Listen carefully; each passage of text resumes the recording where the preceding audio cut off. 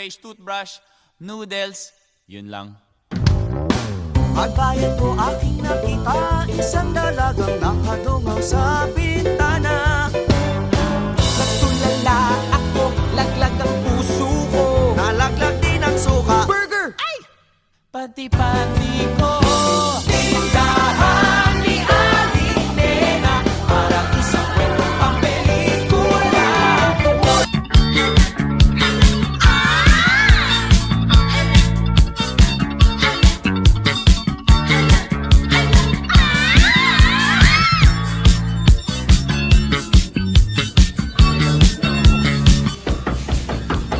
Visitors, always visitors. Nothing but visitors all day long. Naku, I'm beginning to feel like exercise rheumatism.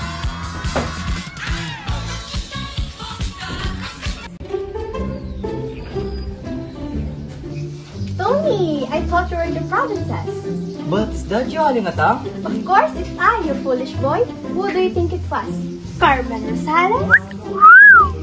You don't look like Aling Atang. I had my hair cut. Do I look so horrible? Oh, no. You look just wonderful, Aling Atang. For a moment, akala ko ikaw si Kikay, yung anak mo. Oh, you are policero as ever, Tony. But come in. Here, sit down. So, how is your mother? Oh, poor mother is terribly homesick for Tondo, Aling Atang. She wants to come back here at once. So, how long have you been away? Only 3 months. 3 months lang? 3 months is too long to natives to be away from Tondo. Ay, my kumare, how worse she must be out there. Well, Aling Atang, alam mo naman kami mga engineers. We must go where our jobs call us. But as soon as I have finished that bridge in Bulacan, Mother and I are coming back to Tondo. Yes, you must bring her back as soon as possible.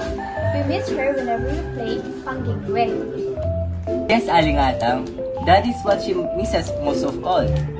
Ah, now I get it. Kaya pala ganun yung nararamdaman niya. Alam mo, Tony, ang nanay mo never magiging probinsyana. Once a Tondo girl will always be a Tondo girl. Pero alam mo, baka hindi namin ganun. Hindi mo si Kikay, isang taon siya sa Amerika, pero never siya na-homesick. Well, kailan dumating si Kikay, Aling Atang? Last Monday. Oh, I didn't know na dumating na pala si Kikay galing New York. Until nabasa ko na lang sa newspaper. Kadarating lang ni Kikay, pero pinilit niya akong mag-ayos. She was so furious when she saw me so putol buhok, shaved kilay, manicure, and lipstick pa kahit sa palengke. Pinagtatawanan tuloy ako ng mga kumari ko, parang ang landi daw. Pero wala akong magawa eh. She wants me to look Americana. Kasi she came from America. Diyos mio, mukha ba akong Americana? You look just wonderful, Aling Atang. And, nasa siya ngayon? Siyempre, nasa bahay siya, pero tulog pa. Tulog pa? Sabi kasi niya, yung mga taga New York, huwag na natutulog. Oh, 10 o'clock na eh. Besides, sobrang busy niya. Punta sa parties and visitors all day long. Well, Aling Atang, pwede bang sabihin mo na lang sa kanya na dumating ako rito? At pwede bang ibigay mo lang itong mga bulaklak sa kanya? Pero syempre, hindi ka muna aalis. Parang wala naman kayo mga pinagsamahan.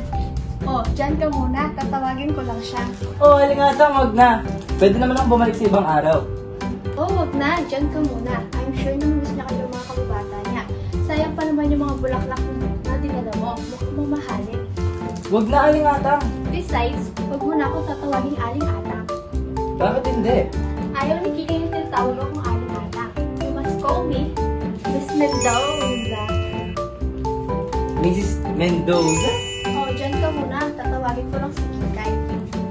Besides, ayaw niya tinatawag na Kikay. You must call her Francesca. Francesca? Ba't Francesca? Sabi kasi niya, sa New York, tinatawag siyang Francesca. Pinag-Italian. Kaya, you must call her Francesca.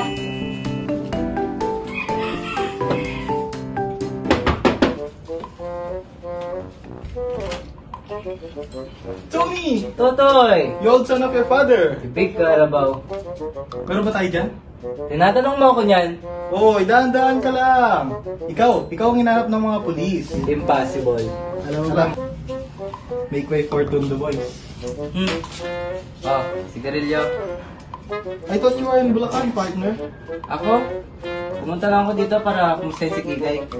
Tony, alam mo ba? May nalalaman akong anong mga masasamang salita tungkol kay Kikay. So, hi. Alam mo ba, sinasabi ng mga tao na nababaliw daw ang babaeng yun? Nababaliw? Hindi. Galing lang kasi siya sa New York. Anong ginagawa niya sa New York? Sa New York, nag-aaral siya ng hair culture, tsaka beauty science. May diploma na nga siya eh. Uy, imagine that. Si Kikay? Oo. Pardon me, hindi na siya si Kikay. Siya na si Francesca. Francesca? Oo. Miss Tondo has become Miss New York. Si Kikay isang Amerikana na. Amerikana? Si Kikay? Yung dati nagtitinda na puto? Puto kayo dyan, puto kayo dito? Akalain mo yon si Kikay? Naalala mo ba nung tinulak natin siya sa kanal? Natandaan ko pa nun, inabol niya tayo eh, di ba? Ay, naku yung babaeng yon. Dear old Kikay. Oh, ikaw. No?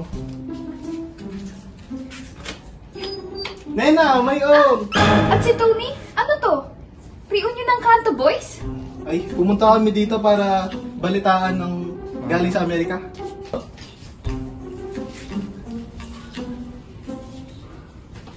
Ako rin, nasa bahay ba siya? Sinubukang gisingin ni Aling Atang si Kikay. Wake her up. Nagigising pa ba siya?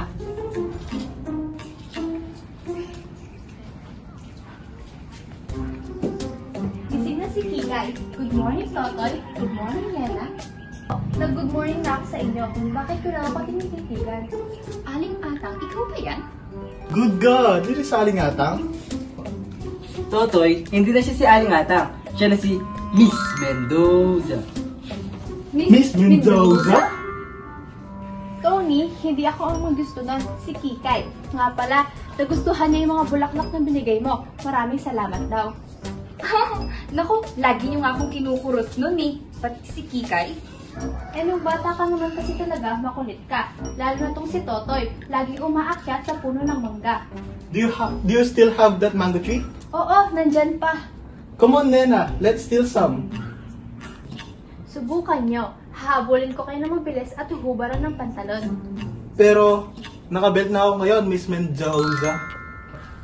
No, you rascal. Samahan mo ako pumunta sa kusina. Bakit? Tatanggalan mo ako ng shorts? No, you idiot. I want you to help me carry something. Na, Aling Atang, hindi naman kami bisita dito eh. Oh, ano ka ba? Orange juice lang to. Pinag-prepare ko kasi si Kikay, hindi pa kumakain ng almusal. Tara na, Totoy. Well, Tony. Dapat, Nena, hindi ka na dapat pumunta dito. Oh, why not? Hindi ko pa kasi nakakausap si Kikay, Nena. Anong hindi mo pa nasabi lahat kay Kikay kagabi? Akala ko bang nasabi mo na lahat sa kanya? I lost my nerve. Kaya hindi ako pumunta kagabi. Oh, Tony. Oh, Tony. Hindi ka ba nag-iisip, Nena? Kailan ka pa ba nakarinig na isang lalaki na sisira ng engagement sa isang babae? Are you in love with Kikay or are you in love with me? I'm in love with you. Kaya nga engaged tayo, di ba? And yes, di ba? Engaged ka rin kay Kikay? Matagal na yun!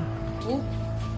Nena, alam mo naman mahal kita, hindi ba? Ikaw lang. Paano ka nagpo-post sa akin kung engaged ka kay Kikay? Sana hindi ko na lang sinabi sa'yo. This is what I get for being honest. Call yourself honest pagkatapos mo akong painlabin? Pagkatapos in love ka pa kay Kikay?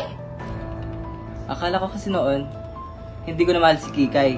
Yung engagement namin ay secret lang. Nag-propose ako sa kanya bago siya pumunta sa Amerika. Hanggang sa bumalik siya dito.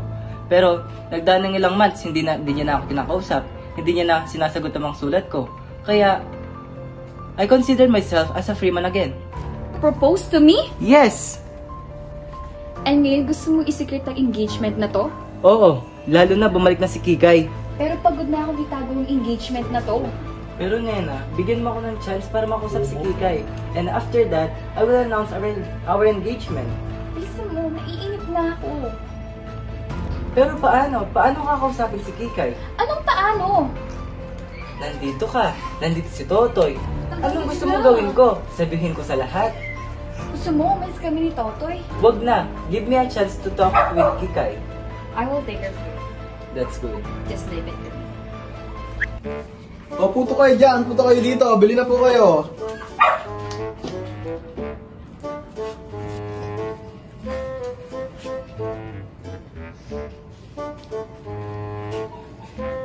Oh, makinig kayong lahat. Nandito na si Kikay. Pero tandaan nyo, you must call her... Francesca! Oh, hello, you darling people. Ang dami nang pinagbago. Oh, Mamsi. How many times do I have to tell you na wag kang maglalagay ng juice sa water glasses? Hindi ko kasi mahanap yung mga malalaking baso na binigay mo sa bahay. Oh, my poor little Mamsi. But never mind. Never break your heart about it. No, I must be going to the market. Oh, Mamsi, don't you dare forget my celery. Munch all day. Well, if you people will excuse me, Tony, remember me to your mother. And remember, Mamsi, a little bloom on the lips, a little bloom on the cheeks. Oh, Kikay, do I have to? Again, Mamsi? Do I have to paint this old face of mine, Francesca?